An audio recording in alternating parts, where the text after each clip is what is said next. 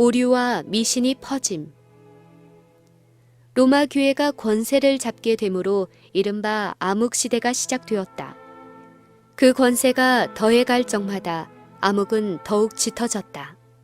믿음은 진정한 기초이신 그리스도께로부터 로마 법왕에게로 옮겨갔다.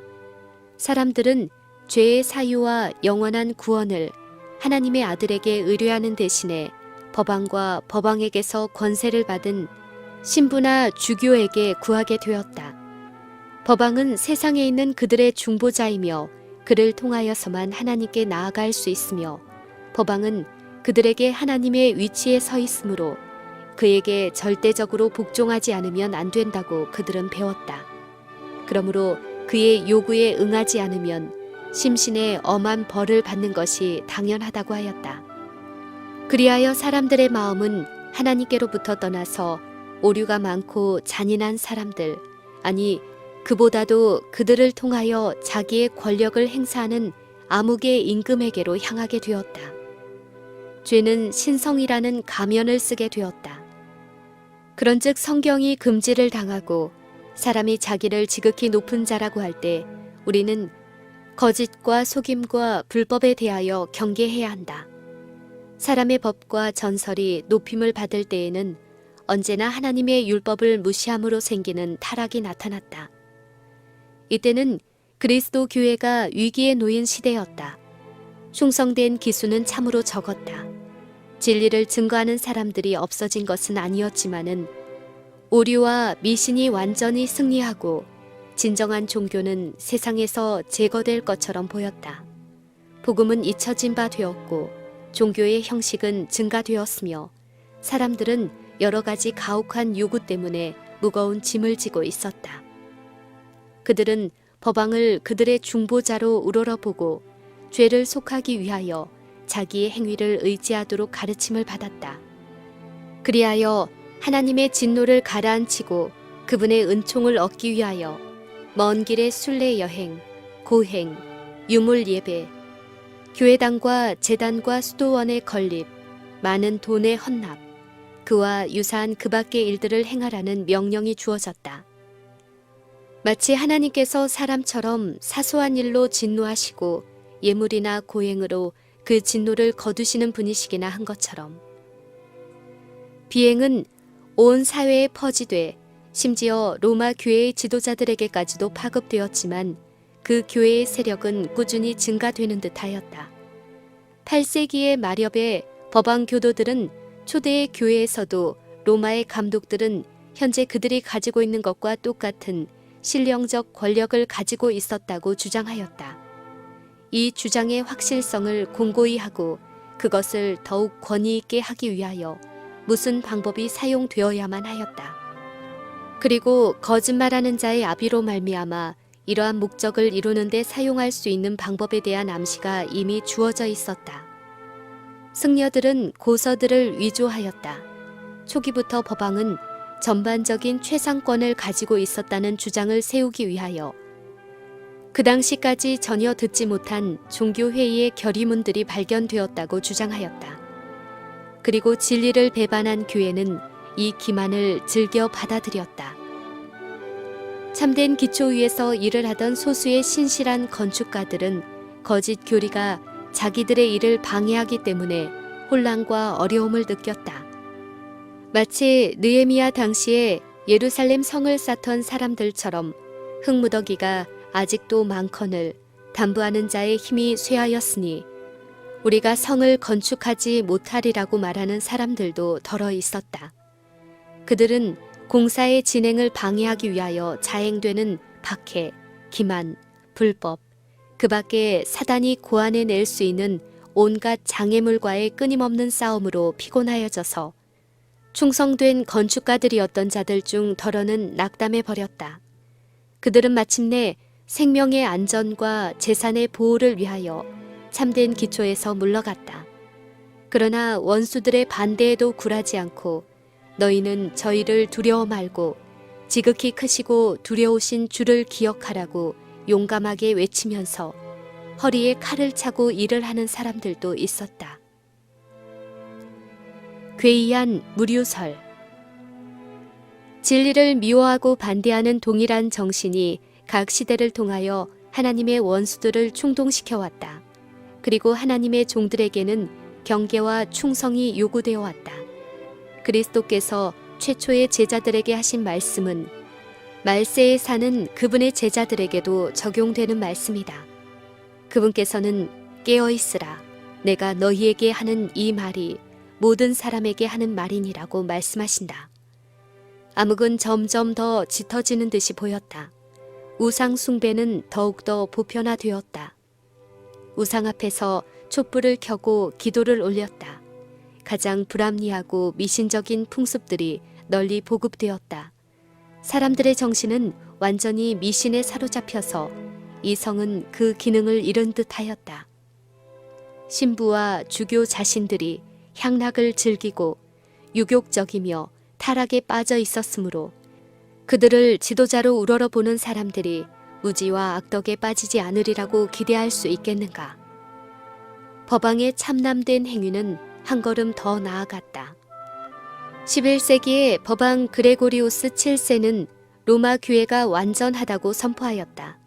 그의 주장 중에 하나는 성경에 의하면 교회는 한 번도 그릇된 일을 한 일이 없고 또 장래에도 잘못될 수 없다는 것이었다. 그러나 그의 주장을 지지해주는 성경상 증거는 제시되지 않았다. 거만한 법왕은 또한 황제들을 폐위시킬 권세가 자기에게 있노라고 주장하고 자기가 선포한 선고는 아무도 이를 폐기할 수 없지만 자기에게는 다른 모든 사람들의 결정을 변경시킬 수 있는 권한이 있다고 주장하였다. 절대 무료를 주장하는 법왕의 포악한 특성을 보여준 현저한 신뢰는 독일 황제 하인리히 4세에게 행한 조치였다. 하인리히는 법왕의 권위를 감히 무시하였기 때문에 파문을 당하였을 뿐만 아니라 폐위의 선고까지 받았다. 하인리히 4세는 법왕의 명령에 의하여 자기를 배반하도록 촉구받은 자기의 제후들의 배척과 협박에 두려움을 느끼고 법왕과 화해해야 할 필요를 깨닫게 되었다. 그리하여 그는 법왕 앞에 나아가 용서를 구하고자 황후와 충실한 한 시종을 데리고 한겨울에 험한 알프스 산을 넘어갔다. 그리하여 당시 그레고리우스 법왕이 유하고 있는 성에 도착하자 호위병 하나 없이 궁전의 외원에 이끌려 나가 머리에는 아무것도 쓰지 못하고 몸에는 변변치 못한 옷을 입은 채 맨발로 추위에 떨면서 법왕의 면회가 허락되기를 기다리고 있었다. 3일 동안의 금식과 자복이 있은 후에야 법왕은 그를 사면하였다. 그것도 왕권을 나타내는 휘장을 달거나 왕의 권리를 행사하게 될 때에는 먼저 법왕의 윤허를 받아야 한다는 조건이 붙어 있었다. 이에 그레고리우스는 의기양양하여 군주들의 교만을 꺾어주는 것이 자기의 의무라고 자랑하였다.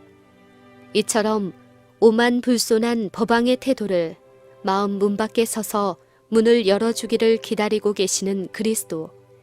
제자들에게 으뜸이 되고자 하는 자는 너희 종이 되어야 하리라고 가르치신 그리스도의 온유하고 겸손한 태도와 비교해보면 얼마나 대조적인가.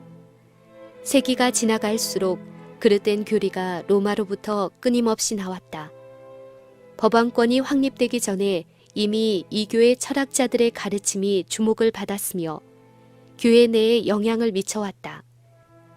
개종했노라고 자칭하는 사람들 중에는 그들의 이교적 철학설을 주장하며 스스로 그것을 계속 연구할 뿐만 아니라 이교도들과 접촉하는 수단이 된다는 구실로 다른 사람들에게까지 그것을 강요하는 자가 있었다. 이리하여 심각한 오류가 그리스도교 신앙 안으로 들어왔다. 사람은 본래 불사불멸의 본성을 가졌으므로 죽은 후에도 의식이 있다는 설은 그와 같은 오류 가운데 대표적인 것이다. 로마 교회가 확립한 성도의 중보, 동정녀 마리아 숭배 같은 것이 다 이러한 교리를 기초로 생겼다.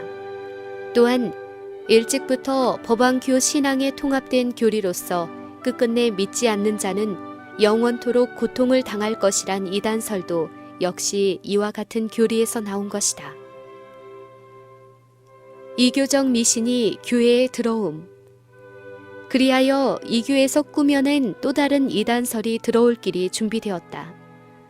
로마는 그것을 연옥으로 명명하였으며 쉽사리 믿는 미신적인 많은 사람들을 두렵게 하기 위하여 그것을 사용하였다. 이 이단설로 말미암아 영원한 형벌을 받을 정도까지 이르지 아니한 영혼이 그 범한 죄에 대하여 형벌을 받아야 할 곳, 그리고 거기서 모든 부정한 것이 씻겨졌을 때 천국에 들어가는 것이 허용될 고통의 장소가 있다는 것이 긍정되었다. 그 신자들의 공포심과 악행을 이용하여 이익을 얻게 하는 것을 로마로 가능케 하기 위하여 또 다른 날조가 필요되었다. 그것은 곧 면제에 관한 교리였다. 법왕군에 속하여 그 영토를 넓히고 교회의 적을 징벌하고 법왕의 영적 최상권을 부인하는 자들을 박멸하는 자는 과거, 현재, 미래의 모든 죄의 사유를 받고 마땅히 받아야 할 고통과 형벌에서 면죄된다고 약속되었다.